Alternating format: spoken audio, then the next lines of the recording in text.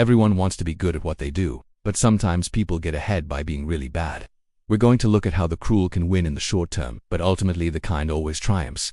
I've been thinking about this because we've seen it in real estate, we've seen it in business, we've seen it in our personal lives, and unfortunately we're seeing it now in the stock market. There are so many different examples of people that have risen to the top through being really bad at what they do, but ultimately they don't stay there for very long. And I think that's a really interesting concept, so I wanted to make a video about it. The first example that comes to mind is like the Bernie Madoff situation. Now obviously he was running a massive Ponzi scheme. He was one of the largest financial advisors in the world. But everything he had built up came crashing down in 2008 when the market started to go down. And this is somebody who was so bad at what he did, but he was able to fool so many people for so long. But ultimately, his actions caught up with him and he didn't just lose all of his own money, but he ruined thousands and thousands of other people's lives along the way. This is an extreme example, but this is somebody who was really bad at what he did. And obviously being a fraudster is really bad, but he was able to rise to the top. You know, he was chairman of NASDAQ. He was doing really well for himself for a really long time. We see this in business all the time. It's not always obvious in the moment, but when you look back on history, you realize that these people who rose to the top weren't necessarily good leaders. They were popular leaders, or they were loved by their shareholders, or they grew revenue, but a lot of times it wasn't in a sustainable way. And over time, the company ends up underperforming, the employees end up resenting them, and eventually they get replaced, even though at one point they were very successful. Think about Jack Welch at GE or Bob Nardelli at Home Depot. These guys were brought in, they turned around the companies, they made them more efficient, they cut costs, they laid off people, they started focusing on the bottom line. But in the long run, that was not sustainable. It was not good for the company. It ended up hurting them over time.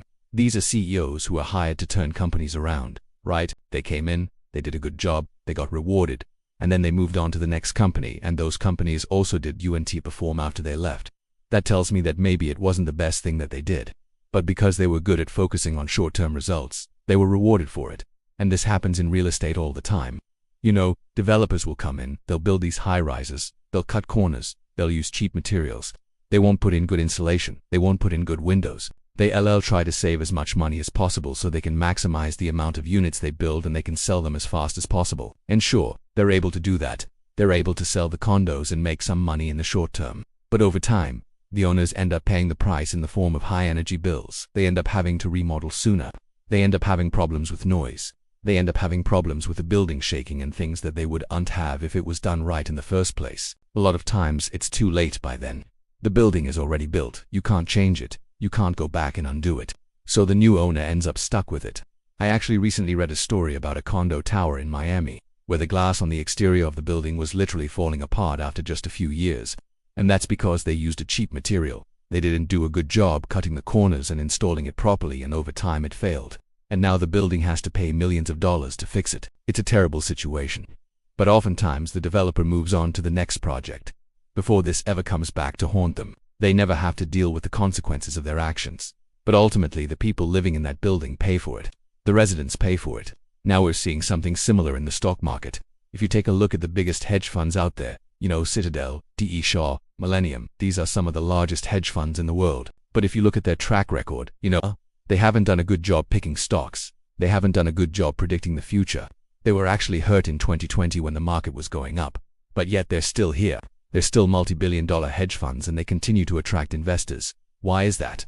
Well, because they focus on short-term results. They focus on quarterly earnings and stock prices. And they play the game really well. They're good at what they do. But is that sustainable? Is it a good thing? No, it's not. Over the last 20 years, they've destroyed value for their investors. If you invested in the S&P 500, you would have done better than these hedge funds. And yet they keep getting bigger and they keep attracting assets. And why is that? Well, because they tell investors what they want to hear. They spin a good story and they tell the investor that they're making a lot of money. But in reality, they're just playing a game. And this idea that the bad guys always win in the short run, it's probably true. You know, if you look at most businesses, you know, the CEO gets paid based on short-term results. They get paid based on quarterly earnings reports, based on yearly revenue. In most cases, they don't have to worry about what happens 5 or 10 years down the line. And so a lot of these bad decisions that are made today will only come back to haunt us tomorrow. So where does this leave us? The truth is that the bad guys always seem to win in the short run, but the good guys always win in the long run. Yeah, sure, you might have heard that saying before, but it's actually backed up by data. If you look at any industry, you'll find that the companies that cut corners, that focus on short-term profits, that don't invest back into their business, eventually get left behind. You know, Think about Sears, Kodak, Blockbuster, BlackBerry. These are all companies that were once at the top, but they stopped innovating, they stopped investing, and they eventually went bankrupt. On the other hand, companies that focused on the long term, that focused on making good products, that focused on investing back into their business, they became monopolies. They became massive companies that dominated their industries. Think about Apple, Google, Amazon, Microsoft. These companies are so big that they're almost impossible to compete with. And that's because they focused on doing things the right way, even if it meant sacrificing some short-term profits. This is the difference between being good and being bad. Good is often rewarded in the long term, but bad is often rewarded in the short term. We're seeing this right now in the stock market with these hedge funds, but we're also seeing it with individual investors. You know, retail investors, myself included. We love stories. We love a good story. We love to hear about how these hedge funds are beating the market, how they're making millions of dollars. But the truth is that the vast majority of hedge funds destroy value for their investors. I think it's very important to remember that. Now, this doesn't mean that you can't make money investing in the stock market. Of course you can.